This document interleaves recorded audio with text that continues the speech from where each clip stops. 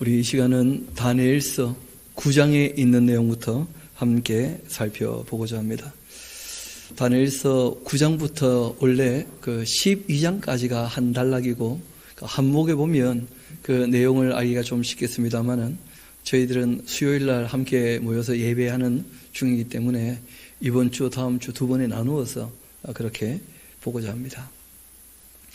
이 계시로 말미암아 하나님께서 주셨던 그 교훈의 내용은 다니엘이 소망하고 바라기는 바벨론 포로에서 돌아오게 되어지면 이스라엘이 회복될 것이다 하는 그 기대를 가지고 있었는데 하나님께서 그 다니엘 당시에 앞으로 있을 하나님의 계획을 몇 가지를 보여주신 거예요. 그것이 무엇이었냐면 바벨론 무너져도 페르시아가 일어나게 될 것이고 페르시아가 무너져도 헬라가 일어나게 될 것이고 헬라가 무너져도 로마가 일어나게 될 것이고 그 로마가 통치할 때는 교회라고 하는 그 이스라엘과 전혀 다른 하나님의 공동체를 하나 세우실 것이고 그 교회가 완성되고 난 다음에 그때 비로소 이 이스라엘을 부르셔서 회복시켜 주실 것을 얘기를 하신 거예요. 그러니까 다니엘 입장에서는 그 하나님 말씀을 읽으면서 깨닫게 된 게 있었거든요. 그것이 이제 70년이 차면 바벨론에서 돌아가서 이스라엘이 회복된다 하고 말씀하신 것이었는데 그때 이스라엘의 회복은 그러면 온전한 회복이 아닌 것 아니겠는가? 거기에 대한 이제 고민과 갈등이 생긴 거예요. 게다가 또 하나님께서 메시아를 보내시면 이스라엘이 회복된다고 말씀하셨는데 메시아가 처음 왔을 때에는 이스라엘이 회복되는 것이 아니고 교회가 세워지는 거예요.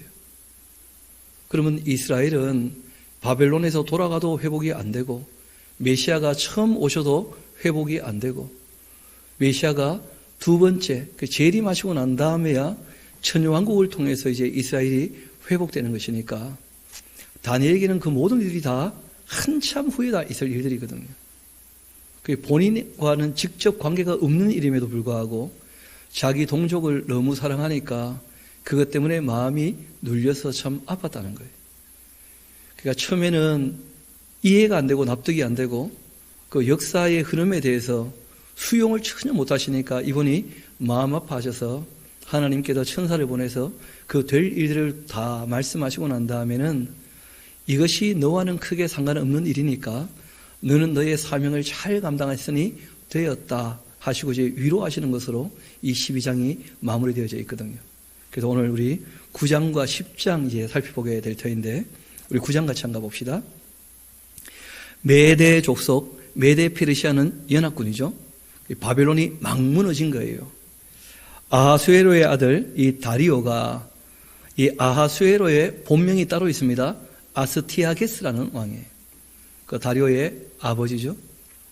그리고 이제 고레스 왕의 외할아버지가 되는 사람입니다. 그 다리오가 갈대아 나라 왕으로 세움을 받던 첫 번째 해였다. 그렇게 되어 있죠. 거기 하나 메모하시면 좋겠는데 BC 539년대의 일이었다는 거예요. 그리고 이제 3년쯤 지나게 되어지면 그러면 바벨론이 무너지고 그리고 이제 536년 그 이스라엘 백성들이 예루살렘에 와서 예루살렘으로 귀환하는 일들이 있게 되거든요. 그리고 이제 그 바로 한 해 전 BC 537년에 고레스 왕의 칙령이라 그래요. 고레스 왕이 이제 모든 나라들 다 본국으로 돌아가고 이스라엘 또 예루살렘으로 돌아가라 하고 이제 선포하게 되어집니다. 그러니까 지금 이 다니엘은 고레스 왕의 칙령이 있기 한 2, 3년 전 예루살렘으로 이스라엘 백성들이 귀환하기 한 3년 전 이때 이제 외쳤던 내용이에요. 그러니까 아주 임박한 회복을 앞두고 있는데 그런데 그 회복이 정말 이 밝은 것이 아니라 그 내용이 회복이 되어도 시원치 않게 회복이 되니까 참 앞날이 어두운 것이죠. 그런 것들을 이분이 보게 된 겁니다. 이어봅시다. 그 통치 원년 나 다니엘이 책을 통해 그 다니엘이라고 해서 다 알게 되는 것도 아니고 하나님이 다 알려주시는 것도 아닙니다. 이 계시가 완성되기 전이었음에도 불구하고 이미 기록되어 있는 하나님 말씀이 있던 시대입니다. 그러니까 이미 기록된 하나님 말씀이 있을 때에는 말씀을 통하여 말씀하시고 또 앞으로 또 계시를 통하여 알려주실 일이 있으면 계시를 통하여 알려주시던 그런 시대거든요. 지금 우리 시대는 이미 요한계시록으로 계시 자체가 완성된 시대죠. 그러니까 지금은 뭐 꿈을 통해 환상을 통해 계시를 통해 특별히 이렇게 보고 알고 그런 건 없습니다. 요한계시록까지 해서 세상 마지막 때까지 이야기를 다 우리에게 알려주셨으니까 이제는 우리가 말씀을 통하여 알게 되는 것인데 다니엘은 그렇지는 않았죠. 그래서 때로 다니엘은 어떤 부분은 책을 통해 알게 되는 게 있었다는 거예요. 그 예레미야 선지자의 글이었던 것이죠. 여호와께서 그 말씀으로 선지자 예레미야에게 알려주신 그 연수를 깨닫게 되었다. 곧 예루살렘의 황폐함이 70년이 지나면 그치게 된다. 그렇게 말씀하셨다는 거예요. 그래서 잘 아시는 것처럼 그 606년에 잡혀왔고 1차로 그 다음에 597년, 586년 그렇게 이제 바빌론으로 잡혀왔기 때문에 70년이 차게 되어지면 606년부터 70년이 차면 536년이면 어떻게 됩니까? 돌아오는 것이죠. 그래서 이제 한 2, 3년 지나면 우리가 돌아가는구나. 이걸 이제 눈앞에 두고 이 다니엘이 하나님 앞에 기도하게 됩니다. 그러니까 이미 이전에 봐놓은 환상이 있지 않습니까? 그게 뭐냐면 바벨론이 무너져도 페르시아가 패권을 차지할 거라는 거예요. 이스라엘 나라는 온데가 한데 없고 너무 위축되어 있을 거라는 거예요. 계속. 그러면 회복된다는 것은 무엇이고 그리고 실제로 이스라엘이 드러나지 않고 페르시아가 계속 통치한다는 말은 무슨 말인가? 여기에 대하여 이제 이 다니엘은 의문을 가지고 하나님께 엎드리게 됩니다. 하나님께 엎드리게 될 때 일단은 먼저 역사를 통하여 또 자신들이 바벨론에 왔던 그리고 또 있었던 그 정황을 쭉 살피며 하나님께 통회하고 자복하는 그 기도를 드려요. 여러분 다니엘의 기도를 보면 무슨 개인적인 영달을 위하여 기도하는 그런 내용은 전혀 없습니다. 그러니까 자기 욕심을 내려놓고 하나님께 이루어달라 그런 것은 기도를 할 수 없죠. 탐심이 곧 우상 숭배가 되는 것이니까 자기 동족을 이제 하나님 앞에 내려놓고 우리가 어찌해야 할지 그렇게 이제 기도한 내용입니다. 우리 다니엘의 기도문을 쭉 한번 제가 읽어드릴 테니까 무슨 내용으로 이분이 기도하고 있는지 이게 이제 자복하고 회개하는 기도의 내용이거든요. 내가 금식을 하며 베옷을 입고 죄를 뒤집어 쓰고 이 죄는 재물을 태우면 죄가 나오지 않겠습니까? 그 죄를 뒤집어 쓰는 거예요. 그 회개를 나타내는 겁니다. 주 하나님께 기도하면서 또 자기 백성을 위하여 간구한 내용이죠. 그렇게 하기로 결심을 하고는 내 하나님께 기도하며 자복하여 이르되 기도하는 내용이 자복이에요. 자복. 회를 다 아뢰는 것이죠. 엎드려가지고. 그리고 이제 하나님께 용서를 빌고 도와주시라. 그렇게 엎드렸다는 거예요. 크시고 두려워할 주 하나님, 주님을 사랑하고 주의 계명을 지키는 자를 위해 언약을 지켜주시고 그에게 인자를 베푸시는 하나님. 그러니까 이 다니엘은 하나님을 확실히 알고 있어요.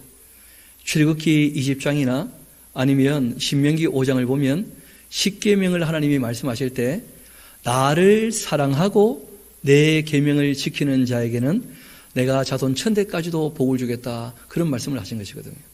하나님의 인애와 자비는 무조건 아무에게나 막 임하고 그러지 않습니다. 여러분 사랑은 서로를 소중히 여길 때 이루어지는 거예요. 하나님께도 우리를 소중히 여겨주신다 하는 게 믿어지고 사람도 하나님을 정말 소중히 여길 때 그때 사랑이 이루어지는 것이거든요. 그래서 이분이 하나님 앞에 그렇게 아뢰는 거죠. 하나님을 사랑하고 주의 계명을 지키는 자에게 인애와 자비를 베푸신다고 말씀하셨던 것, 제가 그것을 기억하고 하나님께 아뢰입니다. 그렇게 이제 말씀을 여쭙니다. 우리는 이미 범죄하였었고 패역하여 행악했고 반역하여 주의 법도와 규례를 떠나버렸었습니다. 우리가 또 주의 종 선지자들이 주의 이름으로 우리의 왕들과 우리 고관과 조상들과 온 국민에게 말씀한 것을 듣지 아니하였습니다. 바빌론에 포로로 잡혀온 이유가 딴 데 있는 게 아니라는 거예요. 하나님 말씀을 듣지 않았기 때문에. 주여, 공의는 주님께로 돌아가는 것이고 수치는 우리 얼굴로 돌아옴이 오늘과 같습니다. 하나님은 공의롭게 정의롭게 행하신 것이고 우리는 죄를 지었기 때문에 이렇게 벌을 받고 노예가 되어서 수치를 당하게 된 것입니다 하고 이제 알리죠. 유다 사람들과 예루살렘 거민들과 이스라엘이 가까운 곳에 있는 자들이나 먼 곳에 있는 자들이 다 주께서 쫓아내신 각국에서 수치를 당하여 싸우니 이는 그들이 주께 죄를 범하였기 때문입니다. 주님, 수치가 우리에게 돌아오고 우리의 왕들과 우리의 고관과 조상들에게 돌아온 것은 우리가 주께 범죄하였음이니이다. 많은 하고 이제 말씀을 아뢰는 거예요. 그러나 이렇게 주님께로 돌이켰으니 하는 그런 뜻이죠. 죄를 깨닫고 많은 주 우리 하나님께는 긍휼과 용사심이 있사오니 이는 우리가 주께 패역하였음이 오며 우리 하나님 여호와의 목소리를 듣지 아니하며 여호와께서 주의 종 선지자에게 부탁하여 우리 앞에 세우신 율법을 행하지 아니하였음이니이다. 이 사실을 이제 깨닫고 주님 앞에 엎드렸으니 어떤 마음이 있는 거예요?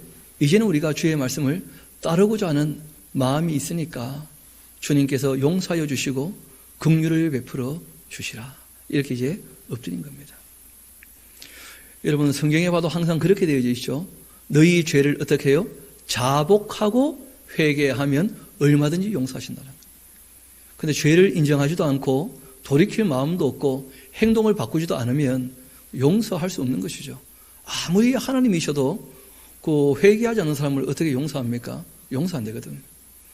여러분, 죄 중에 약해서 짓는 죄라고 하는 것이 있고 고의로 짓는 죄라는 죄가 있어요. 사울 같은 사람은 고의로 죄를 지었기 때문에 회개에 이르지 않죠. 회개하지 않으니까 용서되지 않는 거예요.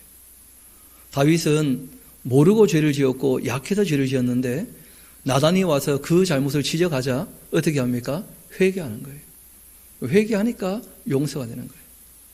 그러나 우리가 기억할 것은 회개해서 용서가 되었다 할지라도 죄를 지었을 때 그 죄에 대한 값, 그것은 여전히 남아있는 거예요. 왜냐하면 다윗이 회개했다고 해서 과거가 회복되는 일은 없잖아요. 그래서 죄값은 하나님 쪽에서 지불하십니다. 그 아들을 통해서. 그리고 정말 억울하게 죽었던 모든 사람들의 그 억울함, 이 땅에서 억울한 일을 당했던 모든 사람들의 억울함을 반드시 하나님이 어떻게 하십니까? 신원해 주신다는 거예요. 그래서 죄를 사는 권세는 하나님께만 있다. 우리가 용서받는 것이 죄 자체가 없어지는 것은 아니다. 꼭 기억하셔야 돼요. 그래서 우리가 용서받았을 때 미안한 마음을 갖고 있어야 됩니다. 제가 그 새벽에도 잠깐 말씀을 드렸는데 그 제 중학교 2학년 때 제 짝지가 이름도 기억이 안 나요. 근데 별명이 기억이 납니다. 삔대라고. 별명을 들어보니까 좀 애가 약한 애처럼 보이죠. 삔대. 근데 문제는 중학교 2학년 때 뭘 잘 모르니까 주변 애들이 막 부추기는 거예요. 그래가지고 그 친구하고 싸워가지고 제가 한 대 때렸어요. 아마 제 평생에 누구를 때려본 적이 많이 있지 않은데 그때 그 친구를 진짜 제가 때렸거든요. 그래가지고 코피 터지고 막 그랬었는데 문제는 그때는 뭐 잘못했다는 생각을 안 했는데 시간이 지나면 지날수록 그 친구한테 너무 미안한 거예요.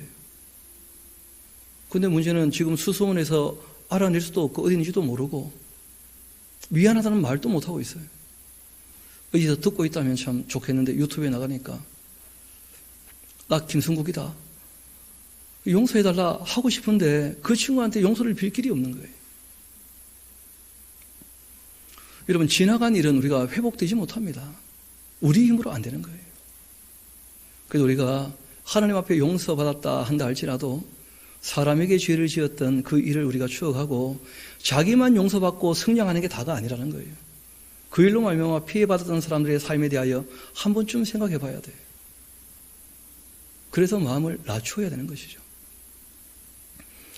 다니엘은 본인이 죄를 지은 것도 아니었거든요. 그런데 자신들의 역사를 회고해보며 그 모든 죄에 대하여 자기도 함께 책임이 있다고 엎드린 거예요, 지금. 이게 다니엘의 자세였거든요. 우리 9절 다시 한번 봅시다. 주 우리 하나님께는 긍휼과 용서하심이 있사오니 이는 우리가 주께 패역하였음이오며 우리 하나님 여호와의 그 목소리를 듣지 아니하며 여호와께서 그의 종 선지자들에게 부탁하여 우리 앞에 세우신 율법을 행하지 아니하였음이니이다. 온 이스라엘이 주의 율법을 범하고 치우쳐가서 주의 목소리를 듣지 아니하였으므로 이 저주가 우리에게 내렸으되 곧 하나님의 종 모세의 율법에 기록된 맹세대로 된 것입니다. 복을 주신다는 말씀도 약속하신 대로 임하는 것이고 저주와 징계가 임한다는 말씀도 약속하신 대로 그대로 임했다는 거예요. 하나님은 공의롭게 행하신 거예요. 이는 우리가 주께 범죄하였음이니이다. 주께서 큰 재앙을 우리에게 내리사 우리와 및 우리를 재판하던 재판관을 쳐서 하신 말씀을 이루셨사오니 온 천하에 예루살렘에서 일어난 일 같은 것이 없나이다. 모세의 율법에 기록된 대로 이 모든 재앙이 이미 우리에게 내렸사오나 우리는 우리의 죄악을 떠나고 주의 진리를 깨달아 우리의 하나님 여호와의 얼굴을 기쁘게 하지 아니하였나이다. 여러분 참 슬픈 얘기거든요. 바벨론에 잡혀왔으면 거기서라도 회개할 줄 알았는데 이분이 지금 바벨론에 잡혀와서 거의 70년 가까이 지냈지 않습니까?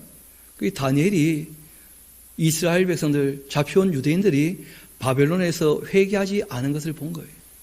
여전히 하나님께 돌아온 사람은 소수였고 잡혀왔던 사람들도 정신 차리지 못하고 하나님께 돌아오지 않았던 그 모습을 보고 있거든요, 지금. 그러므로 여호와께서 이 재앙을 간직하여 두셨다가 우리에게 내리게 하셨사오니 우리의 하나님 여호와께서 행하시는 모든 일이 공의로우시나 우리가 그 목소리를 듣지 아니하였음이니이다. 그 징계를 받으면 그때라도 깨닫고 돌이켜야 될 텐데 그래야지 용서를 구할 거 아닙니까? 그런데 하나님 목소리를 듣지 않으니까 돌아올 길도 없는 거예요. 어디로 돌아가야 될지를 모르지 않습니까? 강한 손으로 주의 백성을 애굽 땅에서 인도하여 내시고 오늘과 같이 명성을 얻으신 우리 주 하나님, 우리는 범죄하였고 악을 행하였나이다. 여러분 놀라운 것은 우리가 앞에서 역사를 통한 그 교훈들의 내용을 살폈던 것처럼 느부갓네살 왕도 또 다리오 왕도 하나님의 사람 다니엘과 그 친구들의 그 사역을 통해서 하나님께 영광을 돌립니까? 돌리지 않습니까? 하나님께 영광을 다 돌리더라는 거예요. 그러니까 실제로는 이스라엘 나라는 바벨론에 지금 잡혀와서 노예로 살고 있는데 하나님은 그 바벨론에서도 여전히 영광 받으시는 모습을 다니엘이 봤다는 거예요. 그러나 이스라엘은 그 하나님을 여전히 찾지 아니하고 여전히 죄 아래에 있는 그런 모습을 본 것이죠. 그래서 이분이 이렇게 하나님께 아뢰입니다. 주여 구하옵나니. 주는 주의 공의를 따라 주의 분노를 주의 성 예루살렘 주의 거룩한 산에서 떠나게 하옵소서. 이는 우리의 죄와 우리의 조상들의 죄악으로 말미암아 예루살렘과 주의 백성이 사면에 있는 자들에게 수치를 당함이니이다. 여러분 이 말에 생략이 조금 있어가지고 말이 조금 어줍지 않게 표현이 된 것인데 하나님께서 공의로 우리를 어떻게 하셨다는 거예요? 때리셨다는 거예요. 그리고 이제 우리는 충분히 맞을 만큼 맞았다고 생각이 된다는 거예요. 왜냐하면 70년이 차면 돌아갈 것이니까. 그러니까 이제 주님께서 우리를 회복시켜 주시고 주변에 우리를 조롱하던 사람들이 이제는 오히려 수치를 당하는 그 악당들이 멸망하는 것을 보게 해주시면 좋겠습니다. 이게 이제 다니엘의 구하는 내용이었죠. 그러하온즉 우리 하나님이여 지금 주의 종의 기도와 간구를 들어주시고 주님을 위해서라도 주의 얼굴빛을 주의 황폐한 숭수에 비추어 주십시오. 왜냐하면 세상에 알려지기는 이스라엘 나라는 여호와 하나님의 나라죠. 예루살렘은 하나님이 특별히 귀하게 여기시는 성이라는 거예요. 또 성전은요, 하나님의 집이라 이끌어진 곳 아닙니까? 만민이 기도하는 집. 그런데 성전은 무너졌고 예루살렘은 회파되었고 이런 상황에서 어떻게 하나님의 이름을 세상에 알리며 정말 창조주 하나님께로 스스로 계시는 그 하나님께로 돌아오게 할 수 있겠는가? 여러분, 이런 기도문을 보면 예전 모세의 그 기도도 기억나시죠? 하나님께서 모세가 40일 그 시내산 위에 올라가 있을 때 이스라엘 백성이 금송아지를 만들지 않습니까? 그때 뭐 하나님께서 다 죽여버리겠다 그런 얘기 하실 때 모세가 엎드려가지고 기도했던 내용이 하나님이 애굽에서 불러내신 이스라엘을 이 광야에서 다 죽여버리면 안 그래도 온 세상이 하나님 누군지도 모르고 있는데 하나님에 대한 소문이 안 좋게 날 거라는 거예요. 그러면 더 이상 전도도 안 되고 아무것도 안 된다는 거라. 그러니까 하나님께서 제가 엎드릴 테니까 저를 봐서라도 용서해 주셔서 제가 한번 교육을 하고 잘해보겠다. 그렇게 이제 기도한 적이 있었거든요. 그때 하나님께서 그것을 명분으로 삼아서 내가 너의 말을 들어주노라 이렇게 하신 적이 있었다는 거예요. 그러니까 그러한 이 선배의 기도가 있었기 때문에 다니엘도 똑같이 하나님 앞에 기도하는 것이죠. 우리가 뭐 잘나서 하나님께 뭘 요구할 수 있는 입장이 전혀 아니지만은 그러나 우리에게 맡겨진 사명, 제사장 나라로서의 사명이 있으니까 그 일을 감당할 수 있도록 주님 은혜를 베풀어 주시라. 이렇게 이제 엎드린 겁니다. 주님을 위하여서 주의 얼굴빛을 주의 황폐한 성소에 비춰 주옵소서. 나의 하나님, 귀를 기울여 들어주시고 눈 떠서 우리의 황폐한 상황과 주의 이름으로 일컫는 성을 보옵소서. 우리가 주 앞에 간구하옵는 것은 우리의 공의를 의지하는 것이 아닙니다. 주의 큰 긍휼을 의지하여 엎드린 것입니다. 하고 기도합니다. 주여 들어주시고 우리를 용서하여 주시고 주님 귀를 기울이시사 행하여 주시며 지체하지 마시고 나의 하나님 주 자신을 위해서라도 우리에게 긍휼을 베풀어 주시고 회복시켜 주시라. 이는 주의 성과 주의 백성이 주의 이름으로 일컫는 바 되기 때문입니다. 하고 이렇게 기도를 한 거예요. 문제는 이렇게 다니엘이 기도했다고 해서 하나님께서 그리고 있는 큰 그림이 어그러질 수는 없는 것이거든요. 그래서 하나님께서 다니엘에게 앞으로 될 일에 대하여 알려주시면서 설득하시는 거예요. 너가 살아있을 동안에는 좋은 꼴 보기는 어려울 거다. 그걸 이제 하나님께서 말씀을 해주시는 겁니다. 우리 한번 봅시다. 여러분 20절 보면 내가 이같이 그 다니엘이 얘기한 거죠. 내 죄와 내 백성 이스라엘의 죄를 자복하고서 내 하나님의 거룩한 산. 여러분 하나님의 거룩한 산은 어디입니까? 장산이 아닌 것은 확실하죠. 우리가 성경을 읽을 때 언제 어디서 누가 누구에게 무엇을 어떻게 왜 이 관계를 살피지 않으면 이 산이 부산인 줄 아는 사람이 있다는 거예요. 다 자기에게 하신 줄 알고. 그런 내용이 아닙니다. 여러분 시온산 예루살렘과 그 성전 이 이스라엘 백성들을 위하여 하나님께서 말씀하신 내용이 이게 70일이에요. 그러니까 70일에는 교회하고는 아무 상관없습니다. 70일에는 누구와 상관이 있는 겁니까? 예루살렘 성과 그리고 성전에 관련된 이야기라는 거예요. 이스라엘 백성에게 국한된 얘기입니다.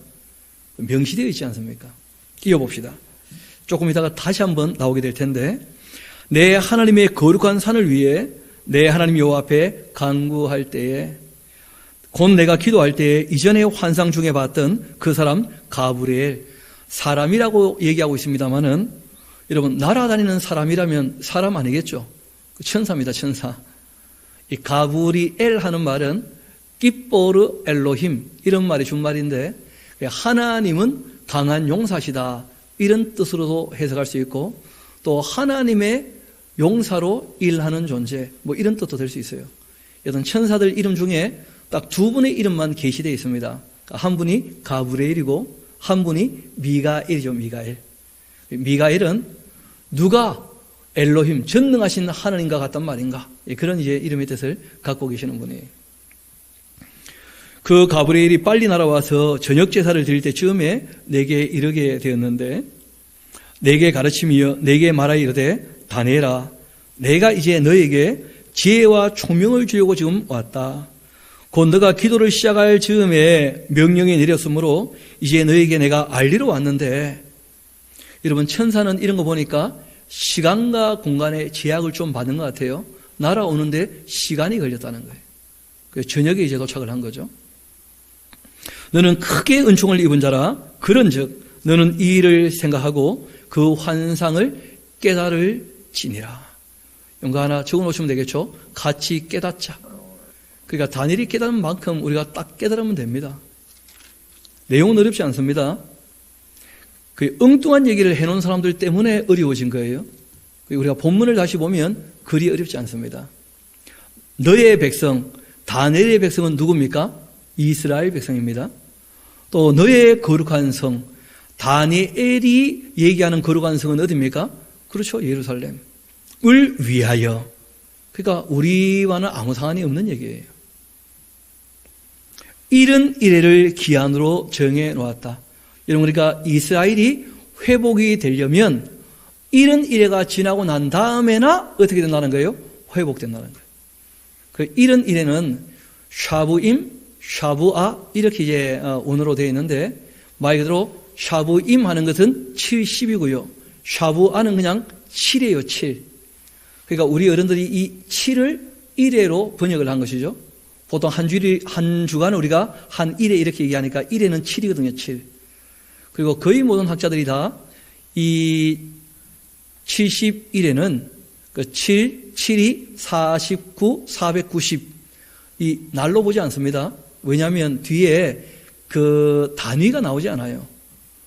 그러니까 이게 연인지 달인지 아니면 날인지 이런 것은 내용을 가지고 이제 판단할 수밖에 없거든요. 그래서 이때는 77이 49에서 490년으로 봅니다. 70에 7. 그러니까 490년은 연결된 490년이 아닙니다. 여러분, 이 490년이 크게 4개로 또 나누어져요. 그러니까 하나님께서 특별히 계획해 가신 스케줄 안에 포함되어 있는 490년이 있어요. 그 490년은 지금 말씀드린 것처럼 4개로 나누어 보면 별로 어렵지 않습니다. 하나님이 원래 인간 역사에 개입을 잘 안 하시는 편이시거든요. 자유를 주셨기 때문에. 그럼에도 불구하고 하나님께서 사람을 사랑하셔서 교회를 만드시고 이스라엘 백성들을 다시 이제 하나님 백성으로 부르실 때에 개입하지 않고는 안 되는 일이 있다는 거예요. 그래서 그 일은 하나님이 미리 이런 정도로 내가 개입을 해서 이렇게 일을 만들어 갈 것이다 하고 말씀을 해 두신 거예요. 한번 봅시다. 여러분, 그 이런 일이 끝나면 어떻게 되느냐 하면 허물이 그치게 될 것이고 죄도 다 끝나게 될 것이고 죄악이 용서가 될 것이고 영원한 의가 드러나게 될 것이고 환상과 예언이 다 응하게 될 것이다. 여러분, 또 이렇게 되어 있죠. 여러분, 원래 원어에는 또라는 그 단어가 없습니다. 이거는 없는 게 괜히 들어가서 헷갈리게 만든 거예요. 원래는 또라는 말이 없어요. 이 모든 일들이 이제 이루어질 때 어떤 일도 있느냐? 그 70일의 안에 기름 부은 자가 있게 될 거라는 거예요. 지극히 거룩하시니까 기름 부음을 받게 될 거예요. 그 지극히 거룩하신 이는 먼저 존재하시는 분이겠죠, 그렇죠? 그분이 바로 성자 예수님이셔요. 그 성자 예수님이 메시아가 되신다는 거예요. 여러분, 앞을 잠깐 봅시다. 우리가 그 일상적으로 생각을 잘 안 하고 넘어가는 부분이 있는데 우리 기독교인들에게는 메시아, 그리스도라고 하는 말이 실상은 직접적 관계가 있는 말은 아닙니다. 왜냐하면 메시아에 대한 예언은 교회에 하셨던 겁니까? 이스라엘 나라에 하신 말씀이었습니까? 그렇지 않습니까? 그러니까 이스라엘 나라에 예언되었던 그 메시아, 그 그리스도께서 알고 보니까 우리의 구세주가 되신다는 거예요. 알고 보니까. 그러니까 하나님께서 그 아들을 이스라엘 나라를 통하여 보내셨지만 실제로는 인류 구원의 사역을 이루신 것이죠. 그래서 원래는 우리에게는 구세주가 되는 것이고 구약에 예언된 메시아라는 거예요. 그래서 우리가 그 메시아가 곧 우리의 구세주이기 때문에 예수님이시기 때문에 그래서 이제 우리가 예수 그리스도 우리의 구세주 그렇게 이제 통칭해서 표현을 하는 것이고 실상은 메시아에 대한 그 예언은 이방인들하고는 별로 관련이 없었던 거였어요. 원래는. 그런데 그 하신 일이 지금 우리에게 다 영향을 미치는 것이죠. 선지자로서 진리를 가르쳐 주셨고 왕으로서 이 땅에서의 우리의 삶뿐 아니라 영생까지 책임져 주시는 거예요. 자기 백성을. 그리고 제사장으로서 죄값을 대신 어떻게 하신 겁니까? 치루어 주셔서 제사를 완성하셨거든요. 그것이 이제 이스라엘에만 국한된 것이 아니고 우리에게도 그 은혜가 흐르고 있기 때문에 교회에도 그래서 우리가 감사하는 것이고 실제로 이제 이때 얘기할 때는 메시아가 그 하나님의 아들이 메시아가 되어서 이 모든 일들을 다 이루실 거라는 거예요. 이스라엘의 회복에 대한. 이어봅시다. 그러므로 조금 더 상세하게 나누어서 이제 그 얘기하는 내용들이 더 있습니다. 너는 깨달아 알아라. 예루살렘을 중건하라는 영이 날 때부터, 그럼 거기다 하나 적어 놓으십시오. 고레스 왕의 칙령 이렇게 좀 적어 놓으시고 우리 한번 역대기 하서 36장, 역대기하 제일 마지막이죠. 우리 같이 한번 가봅시다. 역대기 하서 36장 같이 한번 가봅시다.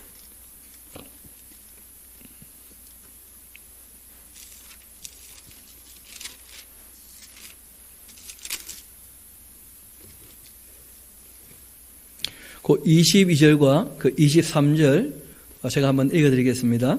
그 페이지 수로는 709면쯤에 있는데요. 바사의 고레스 왕 원년에 여호와께서 예레미야의 입으로 하신 말씀을 이루시려고 여호와께서 바사의 고레스 왕의 마음을 감동시키심에 그가 온 나라에 공포도 하고 조소도 내려 이르되 바사 왕 고레스가 이같이 말하노니 하늘의 신 여호와께서 세상 만국을 내게 주셨고 나에게 명령하여 유다 예루살렘의 성전을 어떻게 해요? 건축하라 하는 영을 내렸다는 거예요. 누가요? 고레스 왕이. 이때가 이제 BC 그 537년이었던 것이죠. 그렇게 해서 이제 예루살렘에 돌아가서 성전도 건축되어지고 성읍도 그렇게 어느 정도 자리를 잡는 것까지가 7일에 77이 49 희년이 될 때까지 다 회복이 될 거다 하고 얘기를 하신 거예요. 이 예루살렘의 회복에 대한 말씀이 여기서 시작이 된 것이죠. 그래서 성을 어떻게 해요? 재건하라고 하는 명령이 있으면 재건이 될 겁니다. 조금 더 봅시다. 그런 중에 그 백성된 자는 다 올라갈지어다 너희 하나님 여호와께서 함께 하시기를 원하노라. 그래서 다시 본문으로 돌아와서 그러므로 다시 한번 봅시다. 25절이죠. 25절. 그러므로 너는 깨달아 알지어다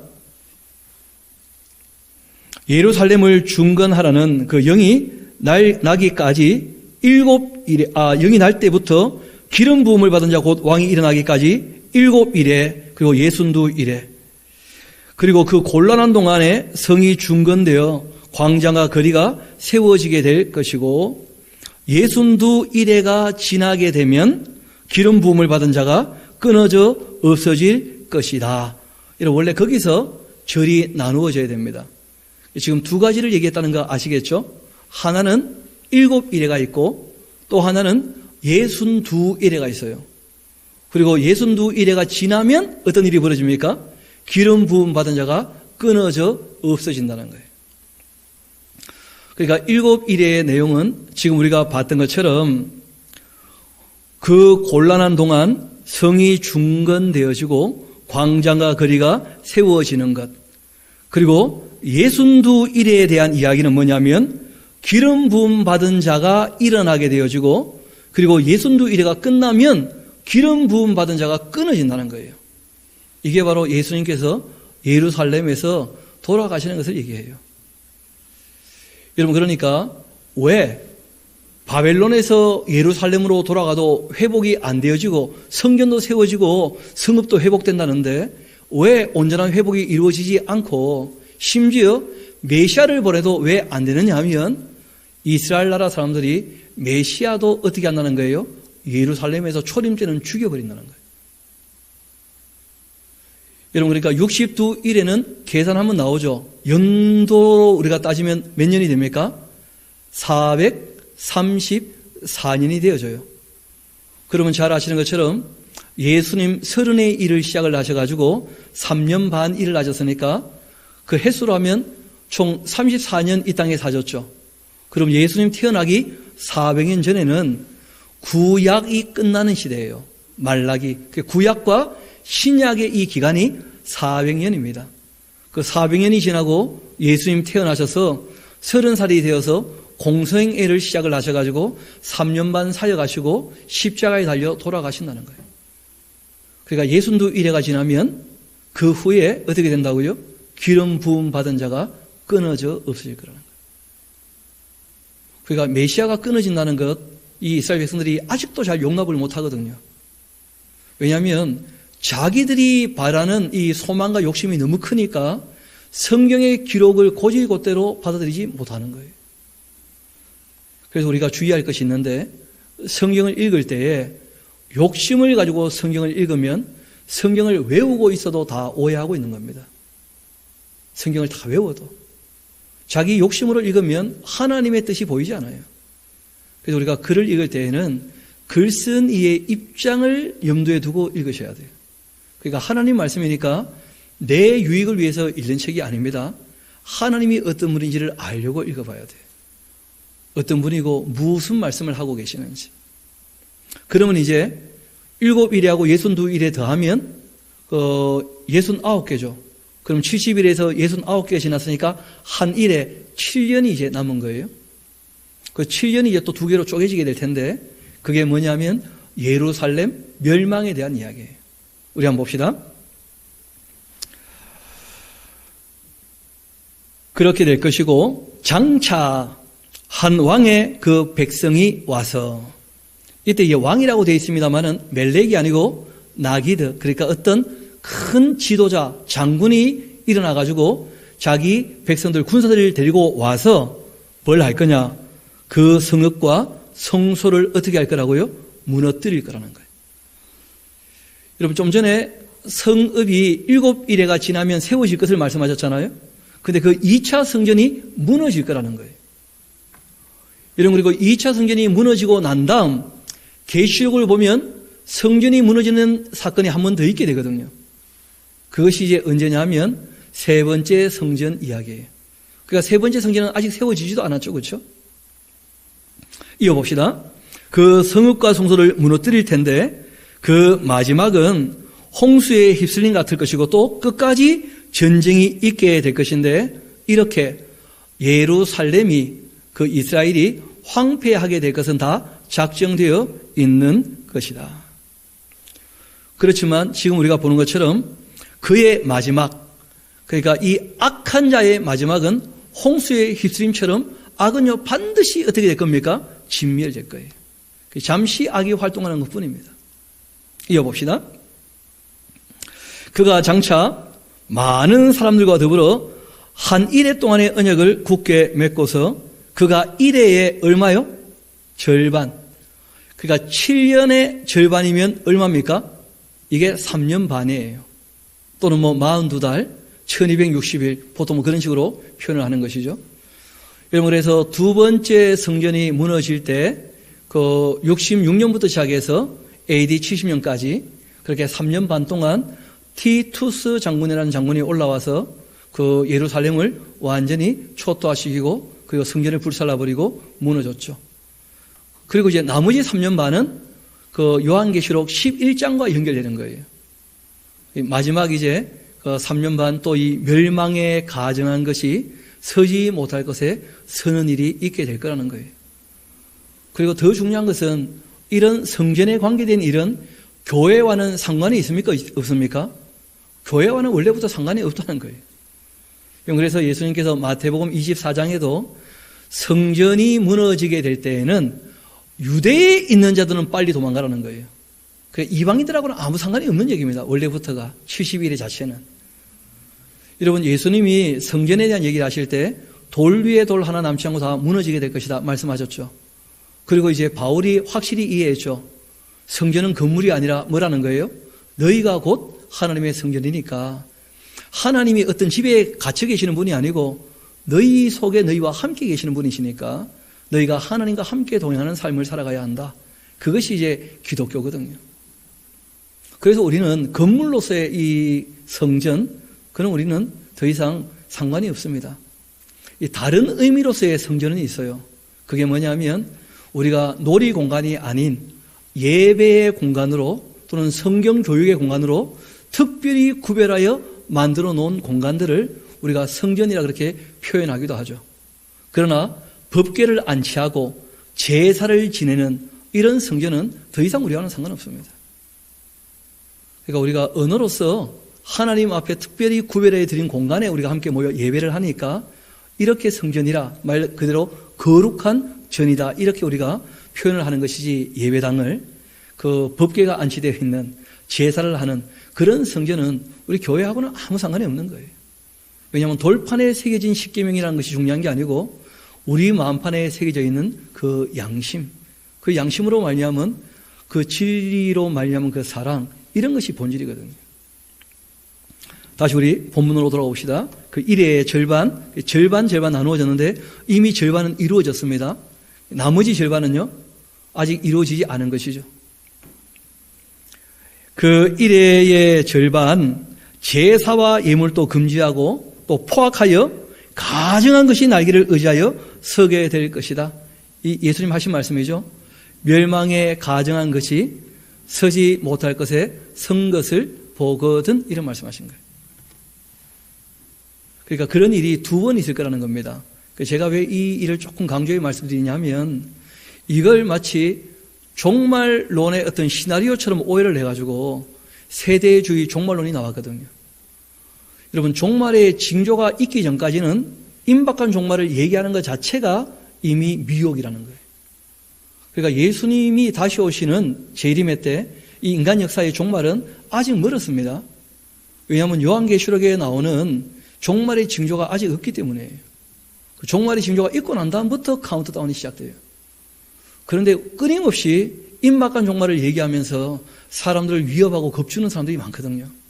성경은 그런 사람들이 다 거짓 선지자다 하고 말씀하고 계셔요. 미혹하는 사람들이다. 예수님이 그런 미혹을 주의하라고 이미 언급을 하고 계시거든요. 그래서 이런 내용들을 우리가 명확히 알지 못하면 속이는 사람이 속일 때 속을 수 있으니까 확실히 아는 게 중요합니다. 오해와는 상관이 없지만 그렇게 될 거라는 거예요. 좀 더 이어봅시다.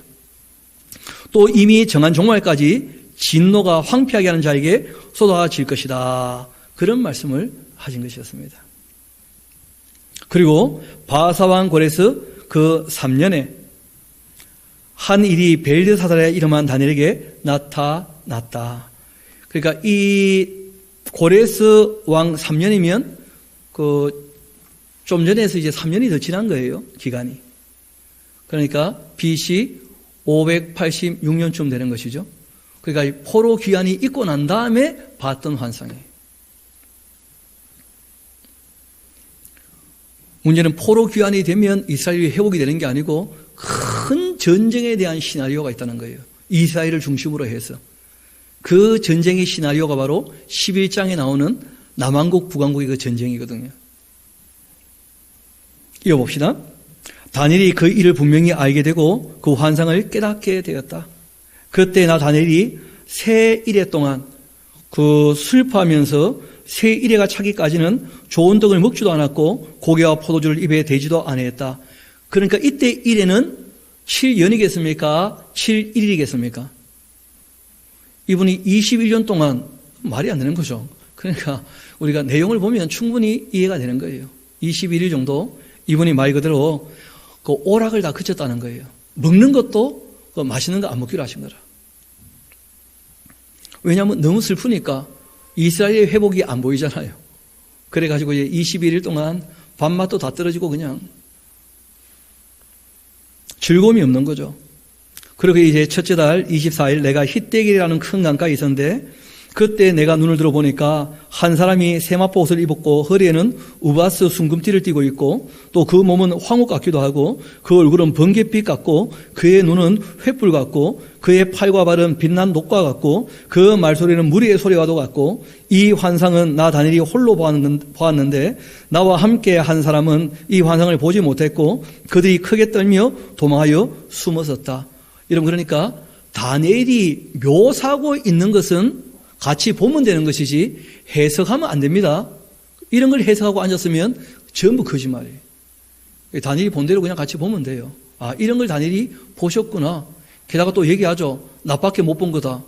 그럼 뭐 믿는 수 말고는 방법이 없죠. 뭐 보셨다니까? 보셨겠죠. 그러므로 나만 홀로 있고 이 큰 환상을 볼 때에 내 몸에 힘이 다 빠져버렸고 나의 아름다운 빛이 변하여 썩은 듯 했고 나의 힘이 다 없어졌는데, 그러나 내가 그 음성을 들었는데 그 음성을 들을 때에 내가 얼굴을 땅에 대었고 깊이 잠들게 되었다. 그러니까 어떤 큰 이 존재의 어떤 환상을 보게 되었는데 이분이 압도되어 가지고 온몸에 힘이 쫙 빠져버린 거예요. 그거 진짜 거꾸로진 거죠. 그리고는 얼굴을 땅에 대고 깊은 잠이 들었다는 거예요. 그때 이제 한 손이 그 다니엘을 만지면서 떨면서 일어나게 되었죠. 그가 내 무릎과 손바닥이 땅에 닿게 일으켰다는 거예요. 우리가 보통 엎드리면 그렇게 되죠, 그렇죠? 무릎을 땅에 대고 손을 땅에 대고 그 고개를 이렇게 들게 된 거예요. 그렇게 이제 있었더니 내게 이르되 큰 은총을 받은 사람 다니엘아, 내가 너에게 이르는 말을 깨닫고 일어서야 한다. 내가 너에게 보내심을 받았느니라. 그렇게 해서 그가 나에게 이 말을 한 후 내가 떨면서 이제 일어서게 된 것입니다. 그가 내게 이르되 다니엘아, 두려워하지 말아라. 왜 두려워하지 말라고 하시죠? 적어놓으세요. 두려워하니까. 천사가 무슨 얘기를 하려고 하는데 겁먹으면 안 들리거든요. 그러니까 두려워하지 말고 잘 들어라 하고 얘기하신 거죠. 너가 깨달으려 해서 너의 하나님 앞에 스스로 겸비하게 하기로 결심하던 첫날부터 너의 말이 이미 하나님께 응답을 받았다. 그래서 내가 너의 말로 말미암아서 너가 알기를 원하는 거 알려주려고 지금 온 것이다. 이렇게 이제 얘기를 한 거죠. 그런데 문제는 바사 왕국의 군주 21일 동안이나 나를 막았었다. 그러니까 다니엘이 그 즐거움을 그쳤던 21일 동안 실제로 또 하늘에서는 어떤 일이 있었느냐 하면 가브리엘이 날아오는 중에 그 페르시아의 군주라고 하는 것은 영적인 존재예요. 여러분, 그 악한 나라에는 악령이 활동을 합니다. 게다가 이 나라가 이제 나중에 보면 바벨론의 정신을 계승하는 그런 나라거든요. 그러니까 큰 악한 존재가 가브리엘을 막았었는데, 여러분 잘 아시는 것처럼 악한 영은 천사들이 하나님을 배신하는 순간 악한 영이 됐잖아요. 그러니까 천사들하고 동급이라. 그래가지고 이제 방해를 한 거예요. 가브리엘이 날아오고 있는데. 이어봅시다. 그 바사 왕국의 군주가 21일 동안이나 나를 막았기 때문에 내가 거기 바사 왕국의 왕들과 함께 머물러 있을 수밖에 없었고, 그때 가장 높은 군주 중 하나였던 이 미가엘이 와서 나를 도와줬다. 이런 미가엘이라고 하는 이 천사는 말 그대로 이스라엘을 돕는 그런 천사인 것처럼 보이기도 하고요. 그 요한계시록을 보면 붉은 용 사탄을 찔러버리는 정말 큰 군주죠. 천사 중에도 그 힘이 센 천사가 있고, 그리고 또 심부름만 하는, 소식만 전하는 그런 천사들이 종류가 꽤 있는 모양입니다. 보니까 성경에는 스라핌하고 케루핌하고 이렇게 계시가 되어져 있죠. 그래서 이제 내가 마지막 날 너희 백성이 당할 일을 너에게 깨닫게 하려고 왔다. 마지막 날에 있을 일은 12장까지 쭉 연결이 되는 거예요. 그래서 10장 안에는 그 내용이 안 보여서, 그래서 다음 주에도 어쩔 수 없이 다 오셔야 될 겁니다. 그래서 우리가 실제로 뒤에 어떤 일이 일어나는지까지 다 한번 살펴봐야 될 겁니다. 혼자 보면 복잡하고 헷갈려서 잘 알 수 없어서 제가 말씀을 드리는 거예요. 이어봅시다. 다시 14절. 이제 내가 마지막 날 너의 백성이 당할 일을 너에게 깨닫게 하려고 왔다. 이는 이 환상이 오랜 후에 일일 것이다. 그가 이런 말로 내게 이를 때 내가 곧 얼굴을 땅을 향하고 말문이 막혔었는데 인자와 같은 이가 있어 내 입술을 만지신지라. 내가 곧 입 열어 내 앞에 서 있는 자에게 말하 이르되 내 주여, 이 환상으로 말미암아 근심이 내게 더함으로 내가 힘이 없어졌습니다. 그러니까 처음 잠깐 말씀드렸던 것처럼 맛배기로 말씀드린다면 일단 먼저 뭐가 있다는 거예요? 그 페르시아가 무너지면 헬라가 일어나게 되어지고 헬라가 네 개로 쪼개집니다. 네 개로 쪼개진 헬라가 셀류쿠스 왕조하고 이 애굽의 톨레미 왕조하고 무려 150년 동안 전쟁을 해요. 그 전쟁을 하는 중에 이제 이 셀류쿠스 왕조에서 안티오코스 4세 에피파네스라는 사람이 일어나게 됩니다. 이 사람이 이제 성전을 회파하는데 무너뜨리지는 않아요. 무려 우리가 지난 시간 살폈던 것처럼 2300일 동안이나 그 성전을 회파합니다.